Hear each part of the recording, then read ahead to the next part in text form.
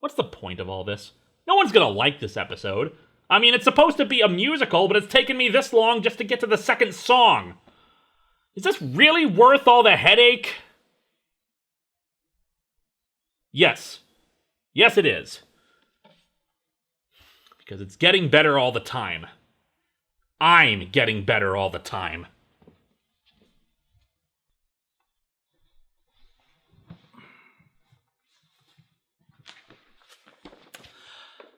So after Strawberry finishes tripping balls, she quickly makes her way to BD's recording studio and gets the group up to speed. Hell, she even knows that Mr. Mustard is following her. Don't worry, you're safe now. Yes, Strawberry, take comfort in Billy, who himself is apparently so high that he's talking to the air above your head as opposed to you. The boys rush out of the studio, but are immediately confronted by Mr. Mustard and Brute. Unlike in the movie, where the group just steals Mr. Mustard's vehicle without encountering him, Brute runs up and grabs Billy, holding him up into the air. Man, Mr. Holm from Star Trek TNG was a badass. Billy is still holding his guitar, and the strings accidentally strum up against Brute's coat, which creates a small bit of music. According to the narration, music is Brute's only weakness. Unfortunately, it turns out he's only into rap.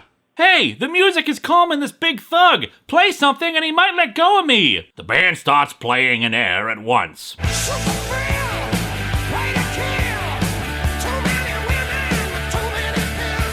No, you can't do this to me. The FVB made me a winner. Nonsense. All bad guys are losers. There is logic in what he says. They steal the vehicle with Robin Gibb, yeah, his name is Bob, but honestly, the Bee Gees are just playing themselves, courting Martha the robot. Hey, robots need love too, you know. But anyway, yeah, they find the drum and head off to Dr. Maxwell's offices to find the first instrument. In the movie, he's played by Steve Martin for some reason. Dr. Maxwell himself sings Maxwell's Silver Hammer and uses said silver hammer to turn old people young. And you know how the lyrics to the song describe Maxwell Edison killing people with his hammer?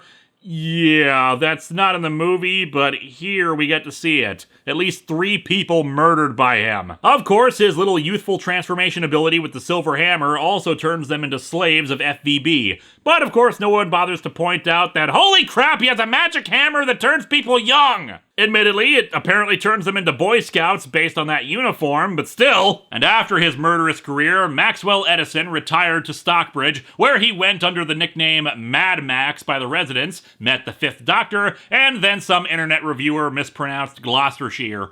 Our heroes arrive to fight Dr. Maxwell and his nurse flunkies. Unfortunately, unlike the movie, this does not result in a lightsaber battle between Steve Martin and Peter Frampton. Instead, while they retrieve the magic coronet, Billy is knocked out. No, he can't be dead. Not now. He has to die at the climax. This is just narratively lame. Billy is still alive, though, and there's a bit of a change here, because it's now when Strawberry sings Strawberry Fields Forever.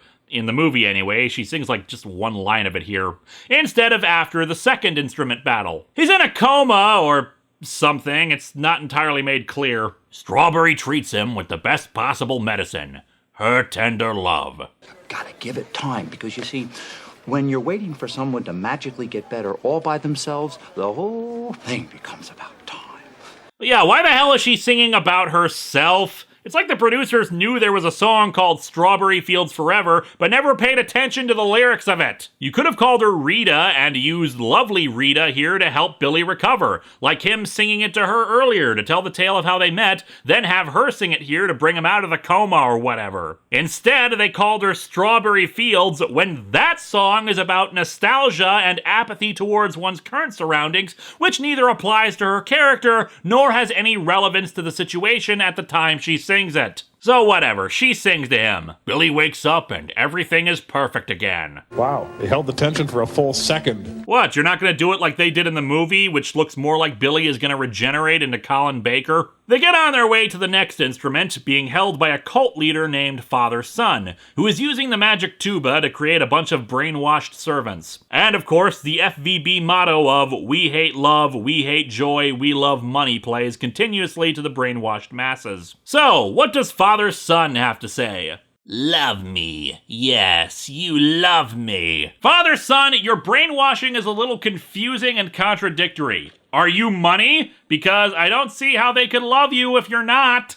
Love me. Yes, you love me. This is a weird cover of Love Fool. Man, Zordon used to look really scraggly before he lost all his hair. Actually, this is supposed to be a cover of Because the World is Round, but for some reason, none of the lyrics are here. In any event, our heroes arrive and find the tuba, with Robin Gibb deciding to fiddle with the equipment on all the brainwashing monitors. I'll show the whole world who Father-Son really is. Why, it's Old Man Withers, the guy who runs the haunted amusement park. And I would have got away with it too if it hadn't been for you snooping kids. They pull the wires out of the equipment, which somehow reveals the same guy, only now he isn't a disembodied head. His disciples have seen it all. No, it's impossible! We were worshipping Alice Cooper? Awesome! The crowd becomes unruly. Could this loser be Father-Son? What exactly is so different about him now? Or did the Kirby crackle around his head really add to the mystique that much? This especially doesn't make sense that they're calling him a loser because the comic doesn't reveal his backstory as a heavily bullied crossing guard like the movie does. And it doesn't even go down like this. Screwing with the equipment just creates a bunch of feedback that messes with the brainwashed. But no, in this case, they all grab baseball bats and proceed to beat Father-Son to death.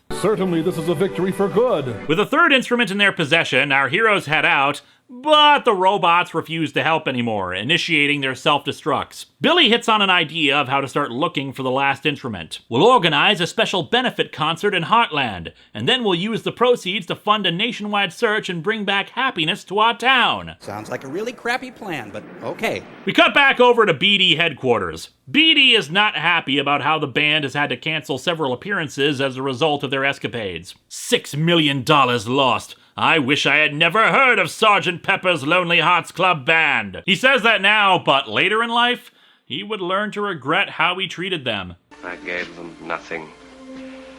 I gave them nothing at all. Dougie arrives, though, to inform them of the benefit concert, which for some reason involves circus performers and them singing, of course, for the benefit of Mr. Kite, even though the benefit is for the instruments, or Heartland itself in the movie, and not for Mr. Kite specifically. And for some reason, BD records their performance in secret. I'll sell this on the black market. The boys will never know. Yes, make an illegal recording of the benefit concert for a bootleg release instead of just using your legal right that's probably in your contract to record it for the mass market. Wait, what? However, while the guys are busy with the concert, Brute arrives again and kidnaps Strawberry, bringing her to Mr. Mustard. Fortunately, we are spared the utter creepiness of him and Strawberry singing When I'm 64. They've also made off with the instruments, the benefit concert money, and Lucy and Dougie. Yeah, they cut out a scene from the movie where the two decided to take the benefit money for themselves and sing You Never Give Me Your Money. I'll give it this, despite the fact that the song's actual meaning is completely different from this situation, the lyrics kinda worked for their characters up until that point, especially with their acting during it, so cutting it was kind of a bummer and just suddenly a bunch of stuff happened off panel. We also skipped the guest appearance of Earth, Wind, and Fire, which was probably a better cut since it was just a song in the concert. But yeah, as Mr. Mustard escapes with Strawberry and the others, our heroes set off in pursuit in the fastest of vehicles, Hot Air Balloon. Mr. Mustard kidnapped Strawberry and stole the show's money. There's only one thing left to do. You must chase after them in Hotland's Hot Air Balloon. Are you out of your mother-loving, dope-smoking hippie mind? Mark, Bob, Dave, and Billy quietly watch Sgt. Pepper's weather vane disappear behind them. They have a feeling that this is it. The final revelation of the Future Villain Band. Future Villain Band, the terrifying story of Justin Bieber, Robin Thicke, and Chris Brown joining together in one unholy union. Or, a shirtless Aerosmith. That works too. We, the losers, have won! Hey, I've got a song for every statement you've made in this thing. Walking contradiction. Now I, Sal, will rule over the world of rock and roll. Great, our future overlord is named Sal. Might as well have called him Steve. But yes, the ruler of rock and roll with his saxophone and cornet and tuba. Dear Lord, you guys suck. Not Aerosmith, of course, just the Future Villain Band thing. But anyway,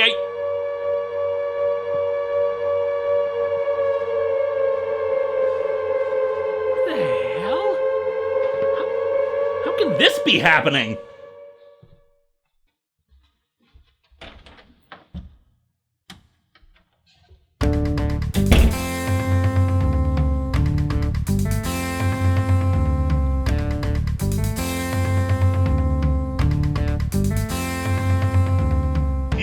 Linkara. His show is weekly and he's got a robot and more than one troller. His Patreon sponsors pay a fee. At the end of each episode there is a tease.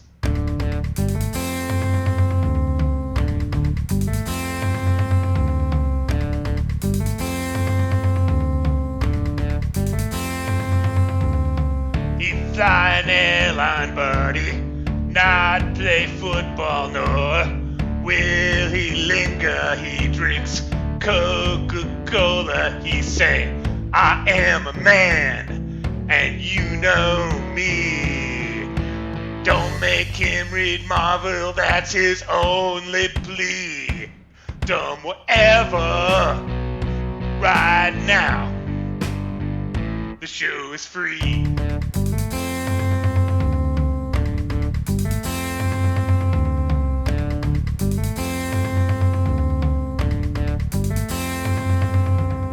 Got bad production and he hates the reboot, and he's got a spaceship and a night is slacker. He sits on the couch indefinitely.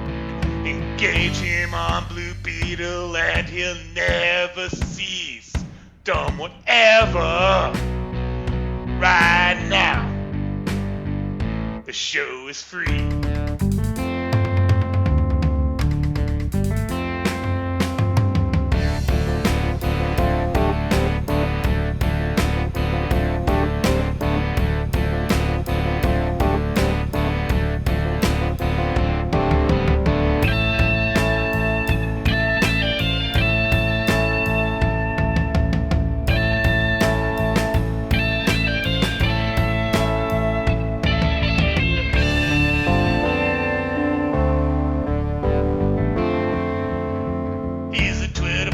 In the early morning, he would be much taller if they had a junk food filter. He does more Star Trek than SF Debris. His convention bookings are a sight to see. Dumb whatever, right now, the show is free.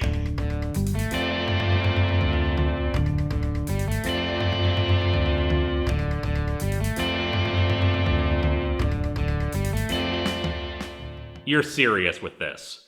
Behold, Linkara, my future villain band! Oh, for the love of... It's been 5 years, and you're still just as derivative, Whatley. What do you mean, derivative? Future villain band? First of all the villains here are from my past, not my future. Second, that's just the name of the villains in Sgt. Pepper. Couldn't you make it Linkara Villain Band or something? Ooh, that is a better name. Xano, what are you doing there? I used to be one of your villains. Yeah, but you haven't been for years. And you're in a band? I have other interests outside of you, Linkara. And George Burns, you're supposed to be the narrator. They made me a better offer. You clearly didn't need me anymore. And really, Whatley, how are you here at all? Margaret destroyed you. There are opportunities where the line between death and life can be crossed when I can finish what was started. And that opportunity was a comic adaptation of a movie about a Beatles album. The line between fiction and reality is even more precarious than the one between life and death. Also, this is your big revenge scheme? You form a band and sing a parody song? I also kidnapped one of your loved ones. Hey, Linkara. Poyo, you have a gun. How did you get chained up? I have other interests outside of you. This day refuses to not be idiotic. Your sanity is hanging by a precarious thread, Linkara. All it needs is one little push to drive you over the edge. No argument here. Think of it, Linkara. After all you've done for 400 episodes, you witnessed so many insane comics, so many terrible plots, crappy characters, and the morally offensive that you've been told to like. And it never ends, Linkara. Your job will never be over. This is why this comic shall be your downfall, for you will never be as popular as the Bee Gees. You will be forever seen as a scammer and a fat loser. You are a failure. Linkara briefly considered the words of his otherworldly enemy, wondering if perhaps he had a... Shut up! Well, you've got a point or two, Whatley. I'm never going to be as popular as the Bee Gees. Bad comics do keep getting made, and in the end, I'm probably never going to make the industry any better. I'm just some guy on the internet making fun of awful books. But a failure?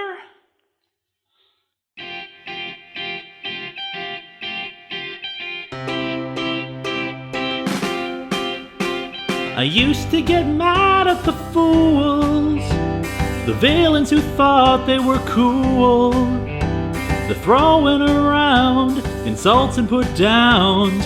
Haters and trolls are just tools. I've got to admit I'm getting better, turning out content all the time. I'm sorry to say it doesn't matter however much you complain and whine. Used to be a nebbish young man without a clue or a plan. Although I'm a nerd, my voice is still heard from here all the way to Japan. With 400 shows I've gotten better, special effects and funny lines. Room used to be half in the shadows, had a catchphrase since episode 9. Miller, Liefeld, Brodsky, Varenkind. He's getting better all the time. Better. I am getting better all the time. He's getting better all the time.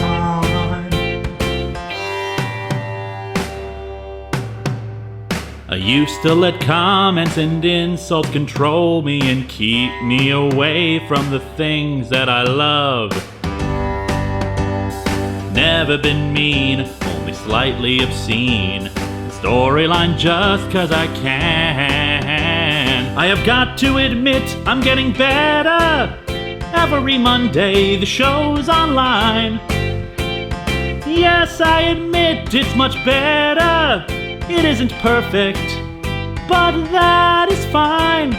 I am getting better all the time. He's getting better all the time. Better, better, better. He is getting better all the time. I am getting better all the time.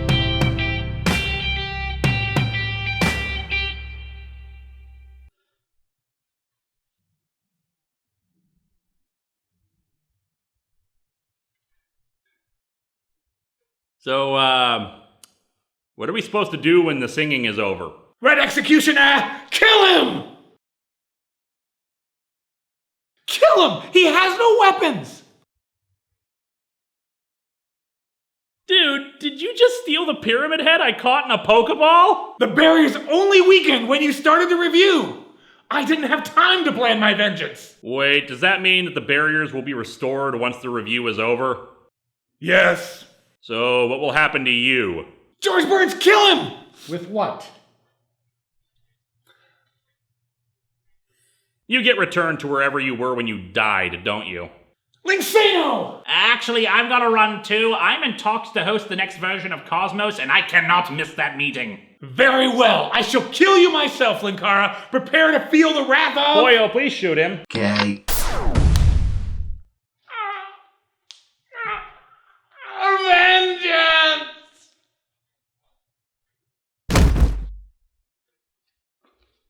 Linkara was victorious, but at what cost?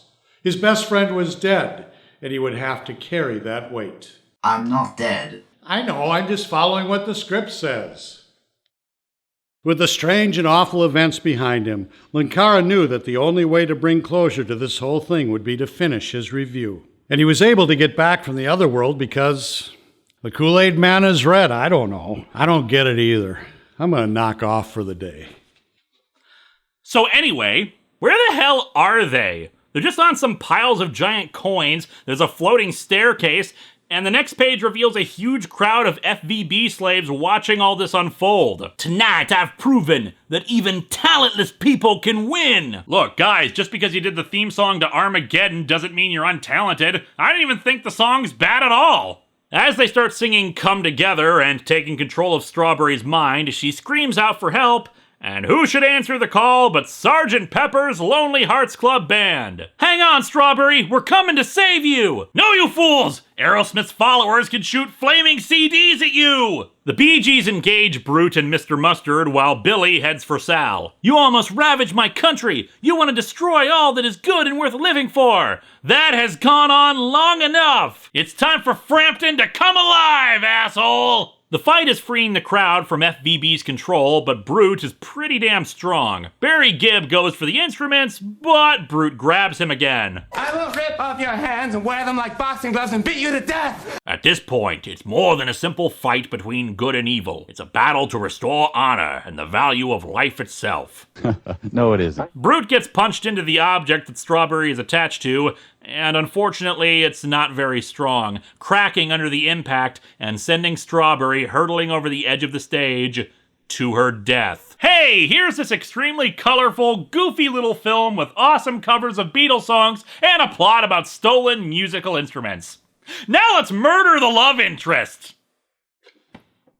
We cut to Strawberry's funeral in Heartland. Billy is of course grieving, but that can't spoil Lucy's good mood. As soon as this is over, I'll make him forget about Strawberry. Fortunately, Donald Pleasance is kind enough to tell her to shut the hell up. You might think it's because he has sympathy for this situation, but actually it's because he needs Lucy to go kill the Puma Man. Days pass and Billy's grief just gets worse and worse until finally he's ready to kill himself over this. However, instead of trying to jump from a tall building, he apparently decides to impale himself on a pitchfork. Fortunately, we are spared of that unnecessarily gory demise by a bright light coming from the Sgt. Pepper weather vane? It starts spinning rapidly and transforms into, well, it explodes in a flash of light to reveal Sgt. Pepper! Wait, that's supposed to be Sgt. Pepper? I came back, Billy, to give this story a happy ending! What the hell? We saw Sgt. Pepper at the beginning of the comic! Why the hell is he suddenly a black guy? They dyed me this color.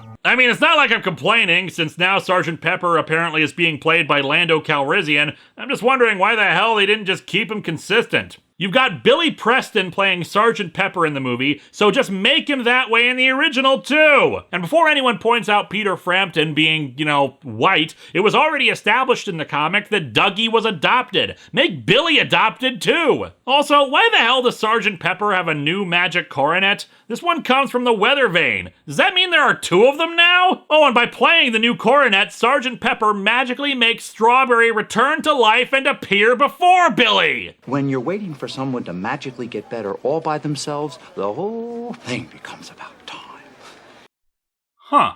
The coronet proceeds to transform the Bee Gees into their Sgt. Pepper clothes. They're the Lonely Hearts Club Band's magic uniforms! The uniforms are magic too? That was never mentioned before! My god, this truly is, it's magic! We don't have to explain it! I'm not done yet! In a flick of my hand, I will put all of you bad people back on the righteous path! Mr. Mustard, Brute, Lucy and the Diamonds, it's time for you to enter the orders! And indeed, we see that they are now magically dressed like the Pope, a bishop, and some nuns. This is gonna be really awkward if it turns out any of them are Jewish. BD and Dougie, don't you know that wealth is a reward for hard work and honor, not for shameless greed? Now you shall make amends! Said amends are to have BD wrapped up in the tape recording of the benefit concert and Dougie to become a monk? The hell? Well, by the way, this really does fit with the Sgt. Pepper mind control mindset. Redemption does not come about through personal choice and guilt, it is forced upon you, regardless of free will. But yeah, he gives Billy and Strawberry a happily ever after together. Finally, to all of you Heartlanders who believe in the joy and love that the sound of music can bring, I give you the power to become the star of your own dreams. Yeah, that sounds great and all. At least until one of the Heartlanders secretly has murder fantasies. Thanks, Sgt. Pepper! And so our comic ends with Sergeant Pepper becoming the Weather Vane again, telling them that they must all now work to make the world better. Fill every man's hearts with happiness, so that there's no more sadness. Music is the key, music is the way, to live bright and sunny days, forever and always. Forever and always. Music is the key. So if we listen to the theme from Baywatch, we'll solve all the world's problems? How much Lucy in the Sky with Diamonds did you have to take to think up this ending? This feels tacked on, like the studio mandated a happy ending and they couldn't think of anything except Weather Vane comes to life and fixes everything. What the hell would have happened if the Weather Vane had been a rooster instead of this guy? Would we have had poultry singing and dancing to a Beatles song? Actually, come to think of it, I kind of want to see that now. Oh, and when the Weather Vane returns to its former state, it's clearly no longer Billy Preston. Doesn't even make sense in this context anyway. In the movie, when he becomes Billy Preston, he sings Get Back, a song that Billy Preston recorded with the Beatles. He doesn't even say the lyrics in the comic. What the hell was the point of it here? And so this momentous occasion draws to a close, and what else can I really say but this comic sucks? In some ways, it is superior to the movie in that it explains some aspects in greater detail, like the idea that it is Sergeant Pepper coming back to life briefly, while in the movie it's just the Weather Vane itself comes to life for no reason. Unfortunately, it also has all the same story deficiencies as the movie when it comes to a lack of explanation for anything. Why are Sal and his band considered losers? Where did FVB find all these guys who have the magical instruments? Why, if this is a famous wartime band that stopped several wars, do they not have a music contract until now and are not more famous when they've relaunched? The inclusion of Beatles songs feels even more superfluous here than in the movie. At least with that, it's just kind of a surreal experience, but here we do have dialogue on occasion. But that also points to the fact that since there's so little dialogue, we need narration to tell us what characters are feeling and doing. Mind you, that was often true of a lot of comic books at the time, but still, it feels more like something copied from the film because of the lack of character development there too. Plot points go nowhere, like Strawberry's parents or Brute being pacified by music,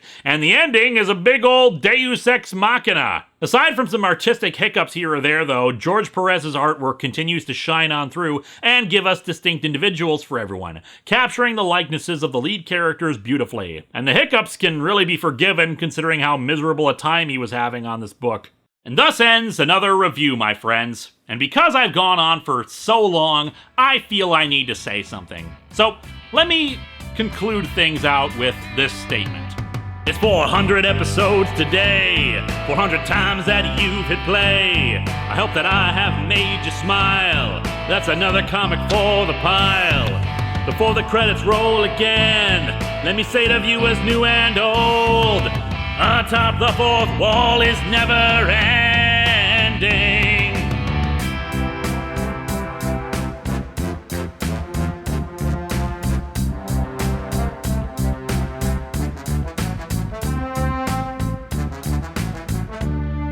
Atop the fourth wall is never ending.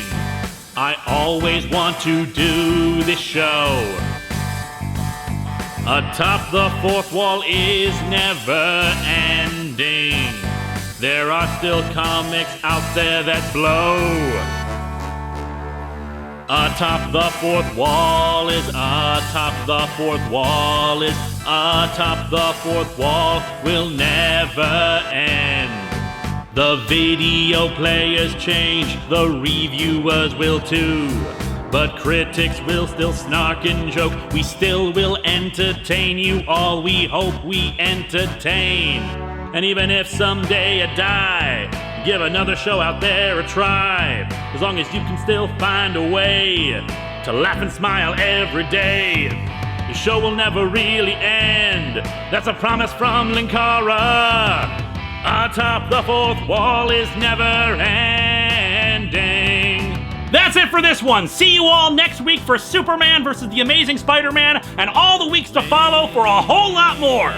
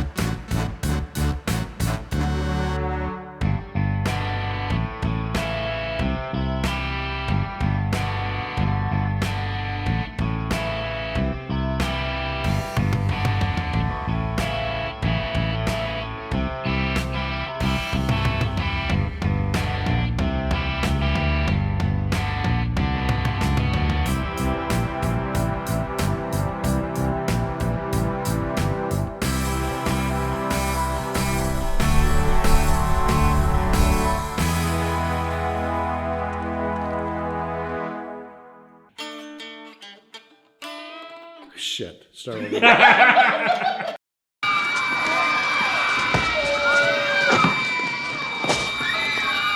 I'm Barry effing Gibb. Hi-ya, hi-ya.